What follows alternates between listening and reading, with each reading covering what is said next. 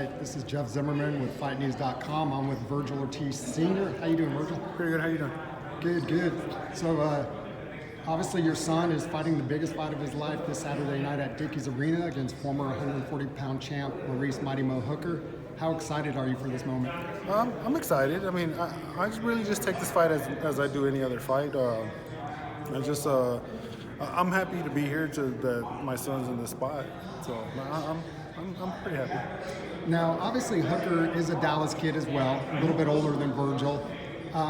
So you're probably pretty familiar with him. Why this fight at this stage of Vergil's career?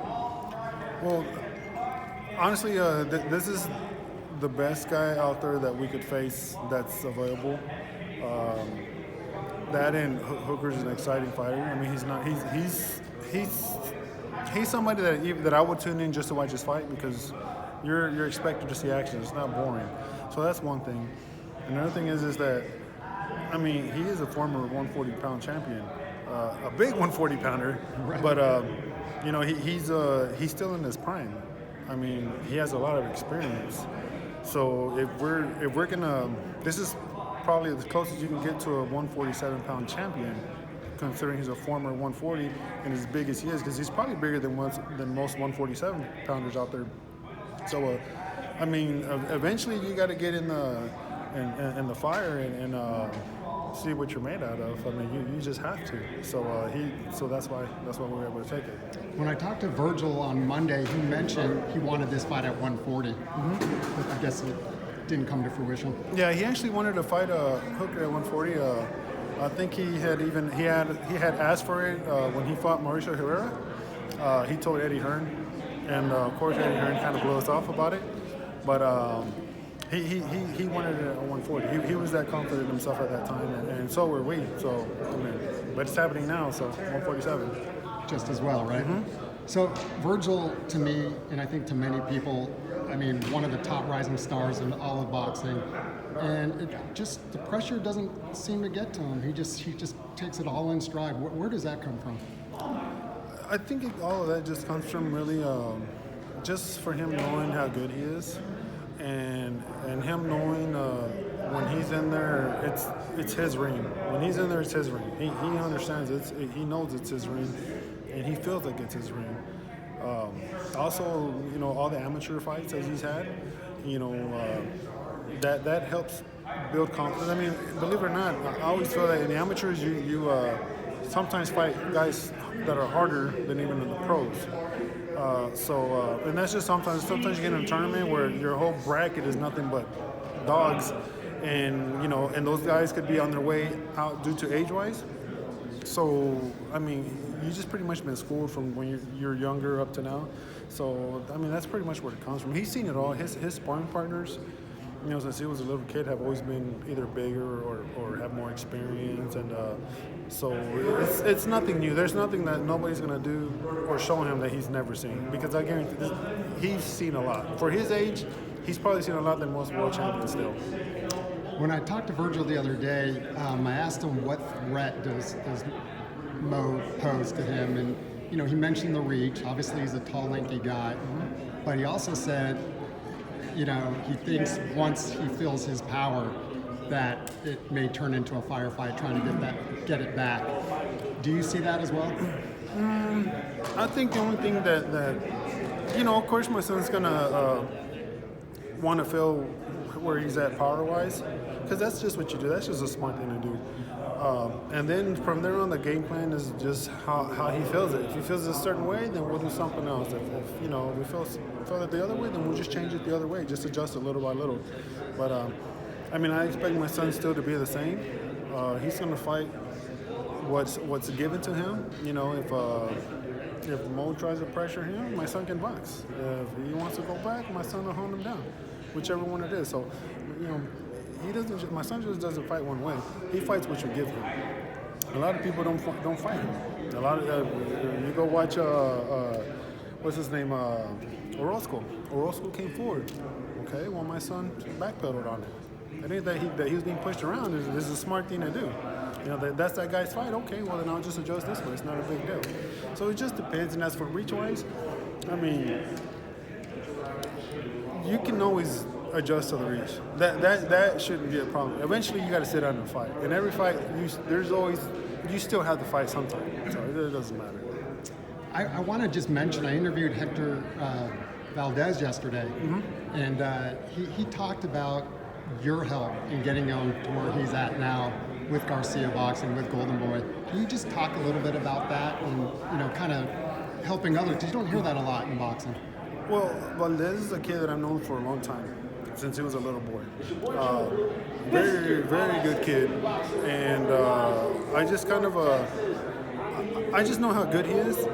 He was a several national champion, time national champion. When he started pro, just like a lot of fathers, they don't know any better. They'll just sign with anybody because they're getting signed. They're told that they'll do this for them, do that for them, and they don't know. They think so, right? It's the first time. So he got signed, and eventually it wasn't for him and whoever he signed with or whatever. So I just saw that he wasn't doing anything. I thought, what a waste of talent, that his talent is going to get wasted because of who he's with or, just what's happening around him. And he can't help that. So, I spoke with Golden Boy and I told him, look, I have a kid that's very, very good. First of all, I would never bring anybody to anybody if they weren't. You didn't believe in him. And not only that, but I wouldn't want to get the kid hurt. That's one thing. I don't want to get no one hurt. So, another thing is that I don't stick my neck out for anybody, And yes, I've known this kid for a long time, but I'm still not going to do it, I'm telling them that he's going to be, that he's this good, and he goes and he's not. That makes me look like I don't know my shit, right? Which I do. So anyways, I had him signed, and they looked at him, and he got signed, and I had his father flown to LA and have him signed, because when my son got signed, and nobody took me, nobody told me nothing. So here I am working for my whole life to get my son where he's at. I'm working there. For somebody else to take my son and get signed, that's like a slap in the face. So, I just did for him what I wish people would have done for me. And, I don't parade it. I don't tell nobody knows. I'm surprised you knew, because I don't know how you found out. Oh, you said Hector, right? That's shared. Right. And I thought it was a great story. So I just, I want to help everybody, but you can't help everybody. And just because you can almost help that person, you don't want to help them to get hurt either. Right. So you kind of got to choose and pick who you're going to help. And so that's all I did. I think we told his father that we made up some lie. We said that we needed his help scouting some guy if we could take this fight. And yeah, I need help scouting that guy. So, I took him and we put him in there, with the office, Robert Diaz presented him the paper, and I think he was in shock. I don't think he realized. So I just wanted to see his son sign, and we made it happen, and that was good for him. I gave him a homework assignment, I do have to tell you, because he didn't know who Marvin Hagler was. Oh, Hagler? Yeah, and so I said, it's 8 minutes of your time. You need to Google Hagler Hearns and at least watch the 3 greatest rounds of boxing. So that is on his agenda.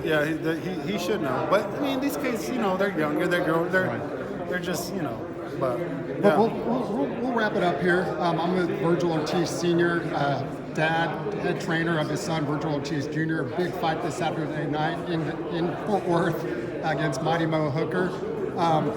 There's been a lot of rumblings of late. This is obviously a WBO interim title fight. There's a guy at the top of the division, WBO, Terrence Crawford. Is that the fight you want if all goes well Saturday? For me, it doesn't matter who my son goes against. It doesn't matter. I've been seeing a lot of that rumors about Vergil's going to fight Crawford after this, and they've been asking this and that. I don't like to look past that, because we still have to fight Hooker first, to get past that. I see that they ask my son that, stuff, and he answers, and I seen that thing where even Hooker says something. Well, look, they're already looking past me, this and that, and might give him some sort of boost of confidence, but which it's fine, whatever. But honestly, we haven't been looking past him. Everybody's been asking my son, and my son. I asked him, and he said I didn't care. He didn't give me Crawford. He didn't give me the name. My son doesn't have a choice but to answer, because if he don't answer, he's a dick. If he answers, he's cocky. So I don't look past that. You know, Mo's a good fighter, and from what I know of him from a long time, you know, he seems like he's a very good person, a good father. So I'm just waiting to hopefully getting through this ride, and then we'll go from there. But it doesn't matter who's next. After this, it doesn't matter. You're happy where Vergil is, though, at this stage. This is a good step-up fight for Vergil against Mighty Mo. Yeah, I'm happy with that. When people say, I don't like using the word step up because step up usually is like he's just a step. Every fight's a step. This is a fight. I mean, right. This is actually a fight. There's a lot of guys that they go in there with Mo will probably take them out. This is a fight. So I wouldn't use the word step up, but this is a good fight. Gotcha. Vergil Ortiz Sr., Jeff Zimmerman with FightNews.com. Appreciate the time and good luck Saturday night. Thank you very much.